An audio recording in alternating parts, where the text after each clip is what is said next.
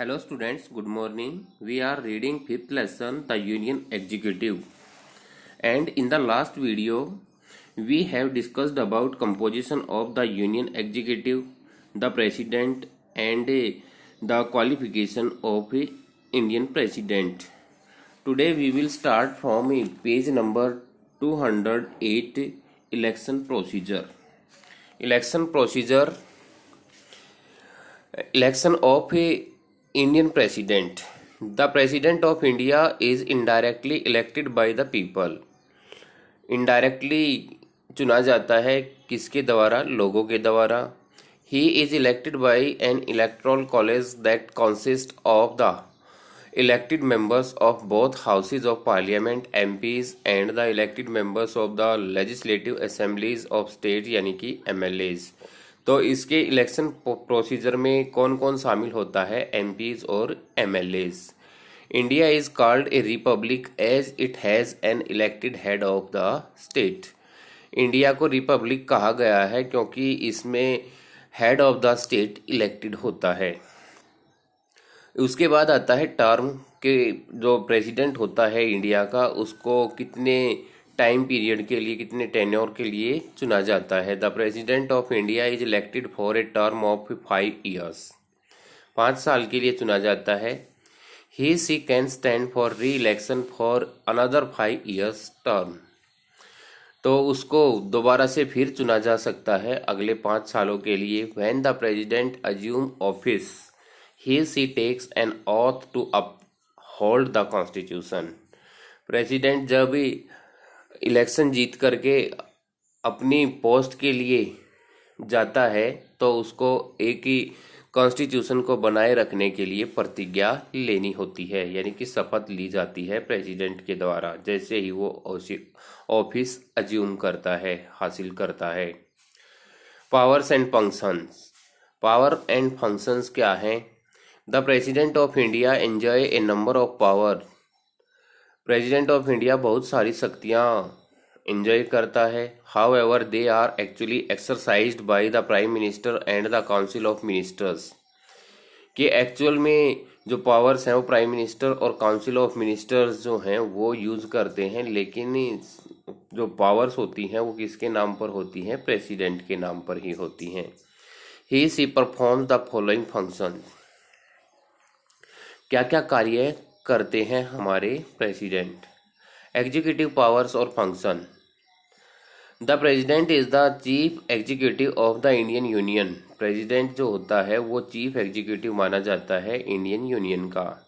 All the executive powers are vested in the president of India by the constitution. Constitution के द्वारा सारी कार्यपालिका शक्तियाँ प्रेसिडेंट को दी गई हैं. It is his her duty to enforce the laws passed by the parliament. यह प्रेसिडेंट की ही ड्यूटी बनती है कि वह पार्लियामेंट के द्वारा बनाए गए कानूनों को इन्फोर्स करे, लागू करे. The president appoints the prime minister who enjoys the support of the majority of members in the Lok Sabha. President prime minister को अपॉइंट करता है जो लोकसभा में मेजॉरिटी हासिल करते हैं. उसके बाद he she also appoints other members of the council of ministers and distributes portfolios among them on the advice of the prime minister. वह दूसरे मेंबर्स को भी काउंसिल ऑफ मिनिस्टर्स में अपॉइंट करता है और उनको पोर्टफोलियोज यानी कि उनके विभाग वितरित करता है प्राइम मिनिस्टर की सलाह पर. The council of ministers remains in office at the pleasure of the president. Council of minister अपने पोस्ट पर बने रहते हैं, अपने ऑफिस में बने रहते हैं राष्ट्रपति की खुशी तक, या राष्ट्रपति जब तक चाहे वो अपनी पोस्ट पर बने रहते हैं. बट इन रियलिटी, लेकिन वास्तविकता क्या है? It is the pleasure of the Lok Sabha. यह लोकसभा की प्लेजर तक ही वो अपनी पोस्ट पर बने रहते हैं, यानी कि लोकसभा में जब तक उनको मेजॉरिटी हासिल है तब तक वो अपनी पोस्ट पर बने रहते हैं. As long as the majority of the members in the Lok Sabha support the government, the Council of Ministers survives. कि जब तक लोकसभा की मेजॉरिटी बनी रहती है तब तक काउंसिल ऑफ मिनिस्टर अपनी जगह पर बने रहते हैं. The president of India has the power to appoint the remove all high officials of the union government like the chief justice of India. President of India के पास शक्ति है किसी को भी अपॉइंट करने की या हटाने की, जितने भी ऑफिशियल्स हैं, जितने भी अधिकारी हैं सेंट्रल गवर्नमेंट के, जैसे कि chief justice of India, the ambassadors होते हैं राजदूत, and other diplomatic representatives for foreign countries, और दूसरे जो कूटनीतिक के प्रतिनिधि होते हैं, डिप्लोमेटिक होते हैं, कूटनीतिज्ञ जो अधिकारी होते हैं, प्रतिनिधि होते हैं दूसरे देशों के लिए, उन सभी की अपॉइंटमेंट प्रेसिडेंट के द्वारा ही की जाती है। उसके बाद गवर्नर ऑफ स्टेट्स को भी प्रेसिडेंट अपॉइंट करते हैं। चीफ जस्टिस एंड जजेस of the supreme court and the high courts, जजेस हैं चाहे वो सुप्रीम कोर्ट के हैं, हाई कोर्ट के हैं, सभी को कौन अपॉइंट करता है? President of India. Attorney general, controller and auditor general, chief election commissioner and other election commissioners, chairman and members of the union public service commission, यानी कि यूपीएससी के जो मेंबर होते हैं वो भी किसके द्वारा चुने जाते हैं? प्रेसिडेंट ऑफ इंडिया के द्वारा। He receives the credentials of ambassadors and high commissioners from other countries. तो यह क्या करता है? रिसीव करता है क्रीडेंशियल्स ऑफ एम्बेसडर्स, यानी कि जो एम्बेसडर्स होते हैं उनका, क्रीडेंशियल्स का मतलब होता है परिचय पत्र, राजदूतों का परिचय पत्र को वो हासिल करता है president of India. And high commissioners, और दूसरी जो हाई कमिश्नर्स होते हैं उनके परिचय पत्र हासिल करता है दूसरे देशों से जो आए होते हैं। The president is the supreme commander of the defence forces of India. हमारे देश का राष्ट्रपति इंडिया की डिफेंस फोर्सेज का सुप्रीम कमांडर माना जाता है। He can declare war, make peace and treaties with other countries. वह वार के लिए डिक्लेयर कर सकता है, शांति बना सकते हैं, और ट्रीटीज विद अदर कंट्रीज, दूसरे देशों के साथ संधि कर सकते हैं। The administration of the union territories is directly under his और कंट्रोल। यूनियन टेरिटरीज जो है उसका जो शासन है, एडमिनिस्ट्रेशन है, वह है डायरेक्टली उसके कंट्रोल में होता है, यानी कि राष्ट्रपति के हाथ में होता है यूनियन टेरिटरीज का शासन। उसके बाद आता है judicial powers and functions. The president has the power to grant pardon और reduce the sentence of any convicted person. राष्ट्रपति के पास शक्ति होती है किसी की सजा माफ करने की या कम करने की, किसी भी अपराधी की सजा को माफ कर सकता है।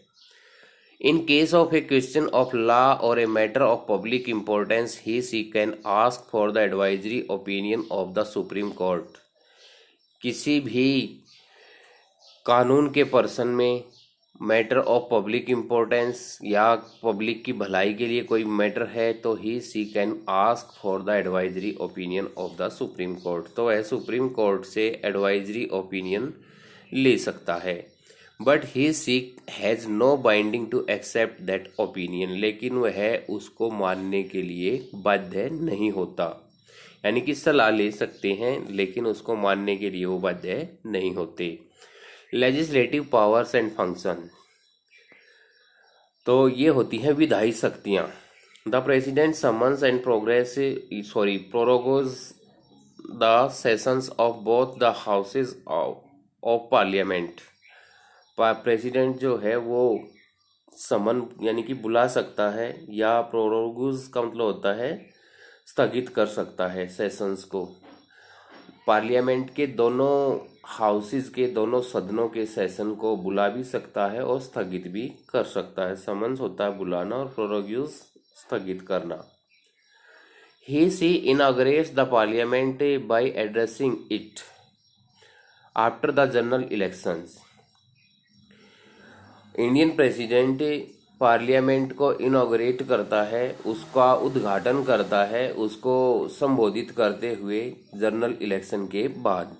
And at the beginning of the first session every year, और हर साल पर पहले सेशन की शुरुआत भी की जाती है इंडियन प्रेसिडेंट के द्वारा।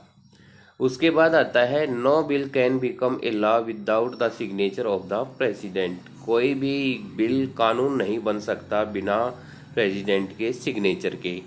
No money bill can be introduced in the parliament without the president recommendation.